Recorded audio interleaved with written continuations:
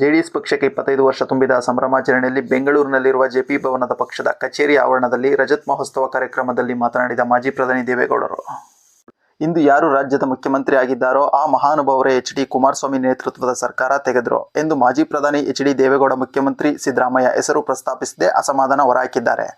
JDS ಪಕ್ಷಕ್ಕೆ 25 ವರ್ಷದ ತುಂಬಿದ ಹಿನ್ನೆಲೆ ಬೆಂಗಳೂರಿನಲ್ಲಿ ಜೆಪಿ ಭವನದ ಪಕ್ಷದ ಕಚೇರಿ ಆವರಣದಲ್ಲಿ ರಜತ್ ಮಹೋತ್ಸವ ಕಾರ್ಯಕ್ರಮದಲ್ಲಿ ಮಾತನಾಡಿದ ಮಾಜಿ ಪ್ರಧಾನಿ ದೇವೇಗೌಡರು, ಇಂದಿನ ಮೈತ್ರಿ ಸರ್ಕಾರ ಪತನ ವಿಚಾರವನ್ನು ಪ್ರಸ್ತಾಪಿಸಿ ಸಿಎಂ ಸಿದ್ದರಾಮಯ್ಯ ವಿರುದ್ಧ ಪರೋಕ್ಷವಾಗಿ ಕಿಡಿಕಾರಿದ್ದಾರೆ.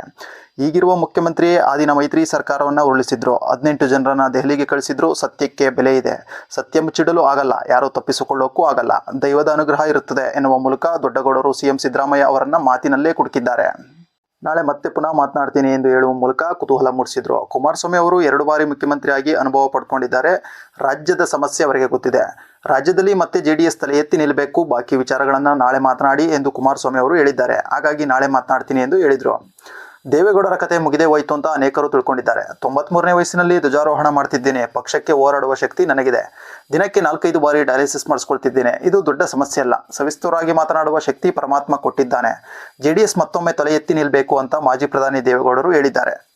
ಮಾಜಿ ಪ್ರಧಾನಿ ದೇವೇಗೌಡ ನೇತೃತ್ವದ ಜೆಡಿಎಸ್ ಪಕ್ಷ 25 ವರ್ಷ ಪೂರೈಸಿದ್ದು, ಈ ಹಿನ್ನೆಲೆ ಜೆಪಿ ಭವನದ ಪಕ್ಷದ ಕಚೇರಿ ಆವರಣದಲ್ಲಿ ರಜತ ಮಹೋತ್ಸವ ಕಾರ್ಯಕ್ರಮ ಆಯೋಜಿಸಲಾಗಿದೆ. ಈ ಕಾರ್ಯಕ್ರಮದಲ್ಲಿ ಕೇಂದ್ರ ಸಚಿವ ಹಾಗೂ ಜೆಡಿಎಸ್ ಪಕ್ಷದ ರಾಜ್ಯಾಧ್ಯಕ್ಷ ಎಚ್.ಡಿ. ಕುಮಾರಸ್ವಾಮಿ, ರಾಜ್ಯ ಯುವ ಘಟಕ ಅಧ್ಯಕ್ಷ ನಿಖಿಲ್ ಕುಮಾರಸ್ವಾಮಿ, ಜೆಡಿಎಲ್ಪಿ ನಾಯಕ ಸುರೇಶ್ ಬಾಬು ಸೇರಿದಂತೆ ಮಹಾರಾಷ್ಟ್ರ, ಕೇರಳ, ಬಿಹಾರ, ಉತ್ತರ ಪ್ರದೇಶ, ತಮಿಳುನಾಡು, ಪಶ್ಚಿಮ ಬಂಗಾಳದ ರಾಜ್ಯಾಧ್ಯಕ್ಷರು, ಕಾರ್ಯದರ್ಶಿಗಳು ರಜತ ಮಹೋತ್ಸವ ಕಾರ್ಯಕ್ರಮದಲ್ಲಿ ಉಪಸ್ಥಿತರಿದ್ದರು. ಕುಮಾರಸ್ವಾಮಿ ನೇತೃತ್ವದ ಜೆಡಿಎಸ್ ಪಕ್ಷ ಮತ್ತೊಮ್ಮೆ ಈ ರಾಜ್ಯದಲ್ಲಿ ತಲೆ ಎತ್ತಿ ನಿಲ್ಲಬೇಕು. ನಾವು ಎನ್ಡಿಎ ಮೈತ್ರಿಕೂಟದಲ್ಲಿದ್ದೇವೆ, ಇದರಲ್ಲಿ ಏನು ಮುಚ್ಚುಮರೆ ಇಲ್ಲ. ಕುಮಾರಸ್ವಾಮಿ ಅವರು ಈಗ ಕೇಂದ್ರ ಮಂತ್ರಿಯಾಗಿದ್ದಾರೆ. ಈ ಪಕ್ಷ ನಾಯಕತ್ವ ವಹಿಸಿ 2 ಬಾರಿ ಮುಖ್ಯಮಂತ್ರಿಯಾಗಿ ಅನುಭವ ಪಡೆದಿದ್ದಾರೆ. ಈ ರಾಜ್ಯದ ಮೂಲೆ ಮೂಲೆ ಬಗ್ಗೆ ತಿಳಿದುಕೊಂಡಿದ್ದಾರೆ, ಜನರ ಸಮಸ್ಯೆಗಳ ಬಗ್ಗೆ ಗೊತ್ತಿದೆ. ಹೀಗಾಗಿ ಅವರ ನಾಯಕತ್ವದಲ್ಲಿ ಮತ್ತೊಮ್ಮೆ ಜೆಡಿಎಸ್ ಈ ರಾಷ್ಟ್ರದಲ್ಲಿ ತಲೆ ಎತ್ತಿ ನಿಲ್ಲಬೇಕು ಎಂಬುದನ್ನು ನನ್ನ ಆಕಾಂಕ್ಷೆ ಮತ್ತು ಅಭಿಲಾಷೆ ಎಂದು ಗೌಡರ ತಮ್ಮ ಮನದಾಳದ ಮಾತು ವ್ಯಕ್ತಪಡಿಸಿದ್ದಾರೆ.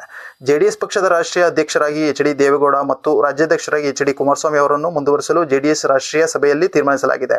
ಹೆಚ್ಚಿನ ಮಾಹಿತಿಗಾಗಿ ನಮ್ಮ ಚಾನಲ್ ಅನ್ನು ಸಬ್ಸ್ಕ್ರೈಬ್ ಮಾಡಿ, ಲೈಕ್ ಮಾಡಿ, ಶೇರ್ ಮಾಡಿ.